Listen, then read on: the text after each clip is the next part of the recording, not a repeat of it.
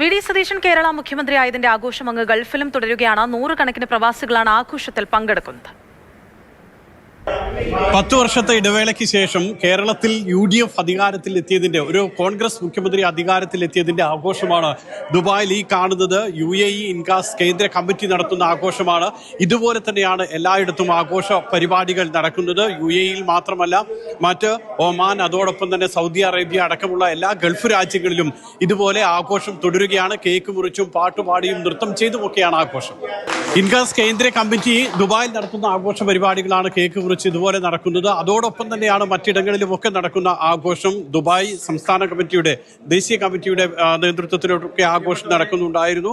ഇതുപോലെ എല്ലാ നേതാക്കളും പങ്കെടുക്കുന്നുണ്ട്. അവരുടെ ഒക്കെ മുഖത്ത് തന്നെ പ്രവാസികളുടെ ഒക്കെ ആവശ്യങ്ങൾ തുറന്നു പറയാൻ പറ്റുന്ന ഒരു മുഖ്യമന്ത്രി, ഒരു സർക്കാരൊക്കെ സംസ്ഥാനത്ത് അധികാരത്തിൽ എത്തുന്നു എന്നതിന്റെ ഒരു ആശ്വാസമൊക്കെ ഉണ്ട്. അതൊക്കെയാണ് തന്നെ അവർ പങ്കുവയ്ക്കുന്നത്.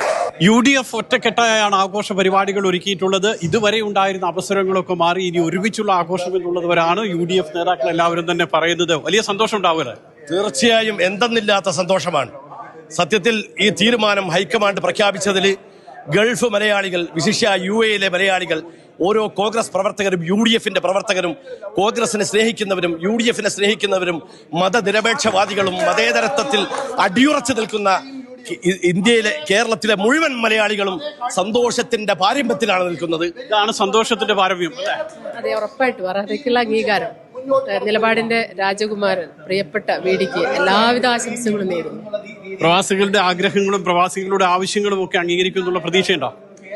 പ്രതീക്ഷയുണ്ട്. എല്ലാ കേരള പ്രവാസികളുടെയും സപ്പോർട്ട് എപ്പോഴും ഉണ്ടാവും. വളരെയധികം സന്തോഷം. വി ഡി സതീശൻ വന്നു, വീണ്ടും കോൺഗ്രസ് തിരിച്ചു വന്നതിൽ ഞങ്ങൾ വീണ്ടും സന്തോഷം. ഇതൊരു പ്രവാസികളുടെ ഒരു വിജയമായി ഞങ്ങൾ കാണുന്നു.